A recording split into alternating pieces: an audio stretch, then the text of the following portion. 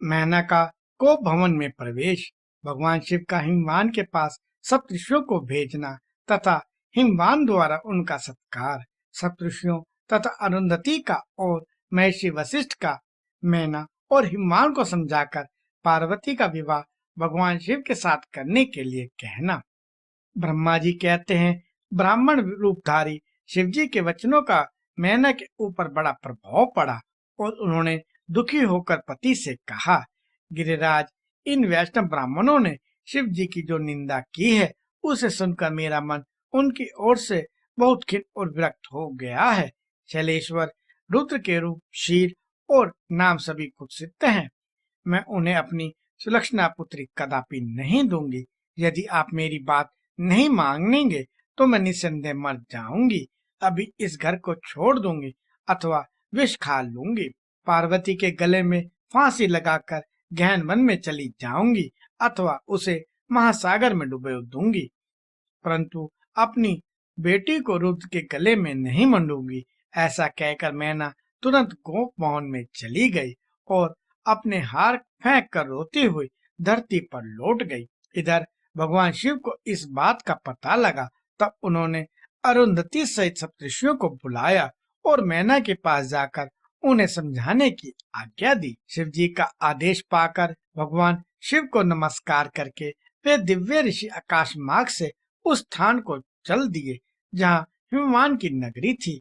उस दिव्य पुरी को देखकर उन सप्तऋषियों को बड़ा विस्मय हुआ। वे हिमाचल पुरी की परस्पर प्रशंसा करते हुए सब ऐश्वर्यों से भरे पूरे हिमवान के घर जा पहुँचे। उन सूर्य तुल्य तेजस्वी सातों ऋषियों को दूर से आकाश के रास्ते आते देख हिमवान को बड़ा विस्मय हुआ।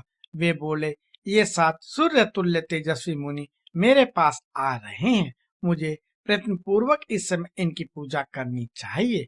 सबको सुख देने वाले हम ग्रस्त लोग धन्य हैं, जिनके घर पर ऐसे महात्मा पदार्पण किया करते हैं। ब्रह्मा जी कहते हैं, इसी समय वे मुनि आकाश से उतरकर पृथ्वी पर खड़े हो गए। उन्हें सामने देखकर हिमवान बड़े आदर के साथ आगे बढ़े और हाथ जोड़कर मस्तक झुकाकर उन सब ऋषियों को प्रणाम करने के पश्चात उन्होंने बड़े सम्मान के साथ उन सबकी पूजा की तथा उन्हें आगे करके कहा, मेरा गृह आश्रम आज धन्य हो गया। यूं कहकर उन्होंने बैठने के लिए भक्ति पूर्वक आसन लाकर दिया। जब वे आसनों पर बैठ गए तब उनकी आज्ञा लेकर हिमवान भी बैठे और वहां उन ज्योतिर्मयी महर्षियों से इस प्रकार बोले। हिमवान ने कहा, आज मैं धन्य हूँ, कृत्य हूँ, मेरा जीवन सफल हो गया। मैं लोक में बहुत से तीर्थों की भांति दर्शनीय बन गया, क्योंकि आप जैसे विष्णु रूपी महात्मा मेरे घर पधारे हैं। आप लोग पूर्ण काम हैं। हम तीनों के घर में आपका क्या काम हो सकता है? तथापि मुझ सेवक के योग्य यदि कोई कार्य है तो कृपया पूर्वक उसे अवश्य कहें। उसे पूर्ण करने में मेरा जीवन सफल हो जाएगा। ऋषि बोले, शैलराज, भगवान शिव को जगत का पिता कहा गया है और शिवा जगत माता मानी गई है, अतः तुम्हें महात्मा शंकर को अपनी कन्या देनी चाहिए। हिमालय, ऐसा करके तुम्हारा जन्म सफल हो जाएगा तथा तुम जगत गुरु के भी गुरु हो जाओगे, इसमें संशय नहीं है। मुनीश्वर, सप्तऋषियों का यह वचन सुनकर हिमवान ने दोनों हाथ जोड़कर उन्हें प्रणाम करके इस प्रकार कहा। हिमालय बोले, महाभाग सप्तऋषियों, आप लोगों ने जो बात कही है उसे शिव की इच्छा से मैंने पहले से ही मान रखा था, किंतु प्रभु, इन दिनों एक वैष्णव धर्मी ब्राह्मण ने आकर भगवान शिव के प्रति प्रसन्नता पूर्वक बहुत सी उल्टी बातें बताई। तभी से शिवा की माता का ज्ञान भ्रष्ट हो गया है। वे अपनी बेटी का विवाह उस योगी रुद्र के साथ नहीं करना चाहती। ब्राह्मण, वे बड़ा भारी हट लेकर मैले कपड़े पहनकर कोप भवन में चली गई हैं और समझाने पर भी समझ नहीं रही हैं। मैं भी उस वैष्णव ब्राह्मण की बात सुनकर ज्ञान भ्रष्ट हो गया हूँ। आपसे सच कहता हूँ, भिक्षुक रूपी महेश्वर को बेटी देने की मेरी भी अब कोई इच्छा नहीं है। ब्रह्मा जी कहते, नारद, मुनियों के बीच में बैठे हुए शैलराज शिव की माया से मोहित हो उपयुक्त बात कहकर चुप हो गए। तब उन सभी सप्तऋषियों ने शिव की माया की प्रशंसा करके मैना के पास अरुंधति को भेजा। पति की आज्ञा पाकर ज्ञानदायिनी अरुंधति देवी तुरंत उस घर में गई जहाँ मैना और पार्वती थी।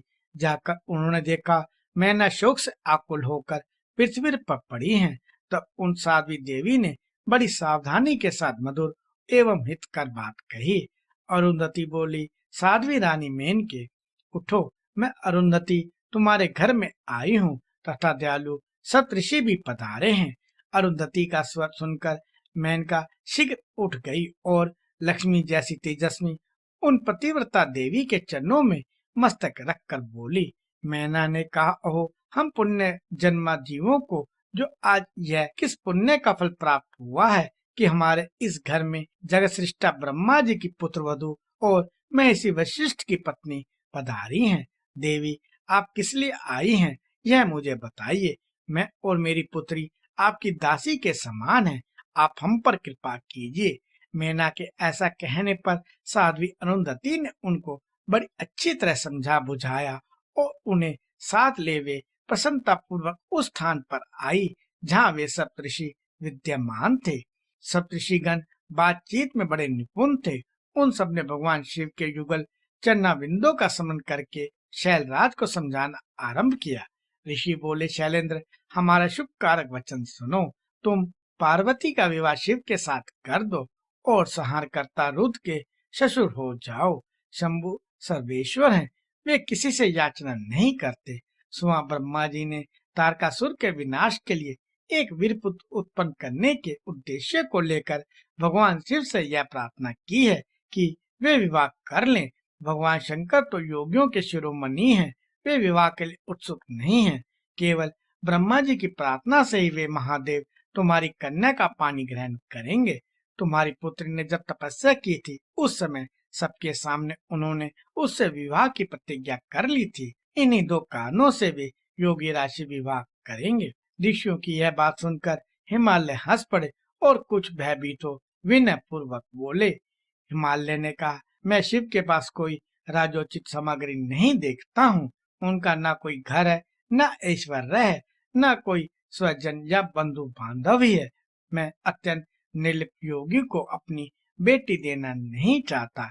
आप लोग वेद विधाता ब्रह्मा जी के पुत्र हैं, अतः अपना निश्चित विचार कहिए।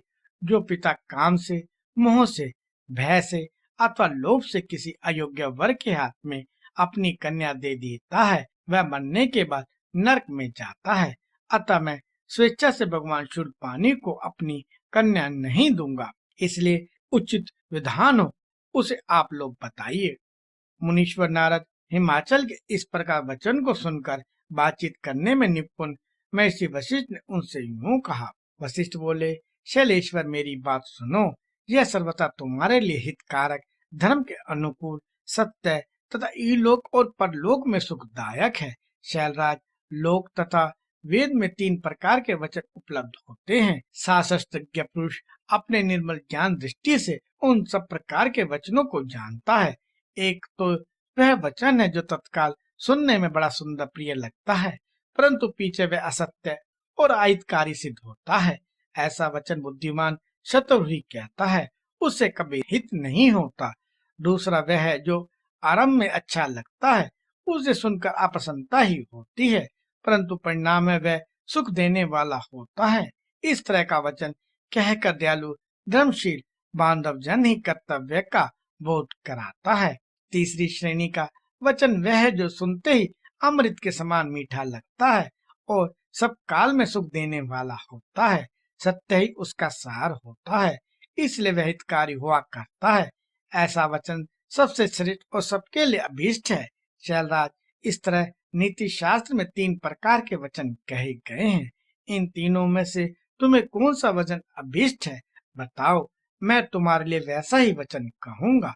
भगवान शंकर संपूर्ण देवताओं के स्वामी हैं, उनके पास ब्रह्म शक्ति नहीं है। इसका कारण यह है कि उनका चित्त एकमात्र ज्ञान के महासागर में मग्न रहता है, जो योगानंद स्वरूप और सबके ईश्वर हैं। उन्हें लौकिक ब्रह्म वस्तुओं की क्या इच्छा होगी। गृहस्थ पुरुष राज्य और संपत्ति से सुशोभित होने वाले वर को अपनी पुत्री देता है, क्योंकि किसी दीन दुखी को कन्या देने से पिता कन्या घाती होता है, उसे कन्या के वध का पाप लगता है। कौन जानता है कि भगवान शंकर दुखी हैं? कुबेर जिनके किंकर हैं, जो अपनी भ्रुभंगी लीला मात्र से संसार की सृष्टि और संहार करने में समर्थ हैं, जिन्हें गुणातीत परमात्मा और प्रकृति से परे परमेश्वर कहा गया है, सृष्टि पालन और संहार करने वाली जिनकी त्रिभुज मूर्ति ही ब्रह्मा विष्णु और हर नाम धारण करती है, उन्हें कौन निर्धन अथवा दुखी कह सकता है? ब्रह्मलोक में निवास करने वाले ब्रह्मा, क्षीर सागर में रहने वाले विष्णु तथा कैलाशवासी हर, ये सब शिव की ही विभूतियां हैं। शिव से प्रकट हुई प्रकृति भी अपने अंश से 3 प्रकार की मूर्तियों को धारण करती है। जगत में लीला शक्ति से प्रेरित हो यह सब कला से बहुत सा रूप धारण करती है। समस्त वांग्मयी की अधिष्ठाधात्री देवी वाणी उनके मुख से प्रकट हुई है और सत्सम्मत स्वरूपनी लक्ष्मी वक्ष स्थल से अभिभूत हुई है तथा शिवा ने देवताओं के एकत्रित हुए तेज से अपने को प्रकट किया था और संपूर्ण दानवों का वध करके देवताओं को स्वर्ग की लक्ष्मी प्रदान की थी। देवी शिवा कल्पांतर में दक्ष पत्नी के उदर से उत्पन्न सती नाम से प्रसिद्ध हुई और हर को उन्होंने पति के रूप में प्राप्त किया। दक्ष ने स्वयं भगवान शिव को अपनी पुत्री दी थी। सती ने पति की निंदा सुनकर योग बल से अपने शरीर को त्याग दिया था। वही कल्याण में सती अब तुम्हारे वीर्य और मैना के गर्भ से प्रकट हुई हैं। शैलराज, ये शिवा जन्म जन्म से शिव की ही पत्नी होती हैं। प्रत्येक कल्प में बुद्धि रूपा दुर्गा ज्ञानी की श्रेष्ठ माता होती हैं। वे सदा सिद्ध सिद्धिदायिनी और सिद्ध रूपनी हैं। भगवान हर चिता भस्म के रूप में सती के अस्थि चूर्ण को ही स्वयं प्रेम पूर्वक अपने अंगों में धारण करते हैं। अतः गिरिराज, तुम स्वेच्छा से ही अपनी मंगलमय कन्या को भगवान हर के हाथ में दे दो। तुम यदि नहीं दोगे तो वह स्वयं प्रियतम के स्थान में चली जाएंगी। देवेश्वर शिव तुम्हारी पुत्री का अनंत क्लेश देखकर ब्राह्मण के रूप में इसकी तपस्या के स्थान पर आए थे और इसके साथ विवाह की प्रतिज्ञा करके इसे आश्वासन एवं वर देकर अपने आवास स्थान को लौट गए। गिरे, पार्वती की प्रार्थना से ही शंभू ने तुम्हारे पास आकर इसके लिए याचना की और तुम दोनों ने शिव भक्ति में मन लगाकर उनको उस याचना को स्वीकार कर लिया था। गिरीश्वर, बताओ फिर किस कारण से तुम्हारी बुद्धि विपरीत हो गई? भगवान शिव ने देवताओं की प्रार्थना से प्रभावित होकर हम सब ऋषियों को और अरुंधति देवी को भी तुम्हारे पास भेजा है। हम तुम्हें यही शिक्षा देते हैं कि तुम पार्वती को रुद्र के हाथ में दे दो। गिरे, ऐसा करने पर तुम्हें महान आनंद प्राप्त होगा। शैलेंद्र, यदि तुम स्वेच्छा से अपनी बेटी शिवा को शिव के हाथों में नहीं दोगे तो भावी के बल से ही इन दोनों का विवाह हो जाएगा। तात भगवान शंकर ने तपस्या में लगी हुई पार्वती को ऐसा ही वर दिया है। ईश्वर की हुई प्रतिज्ञा कभी पलट नहीं सकती। गिरिराज, ईश्वर के वश में रहने वाले समस्त साधु पुरुषों की भी प्रतिज्ञा का संसार में किसी के द्वारा उल्लंघन होना कठिन है। फिर साक्षात ईश्वर की प्रतिज्ञा के लिए तो कहना ही क्या।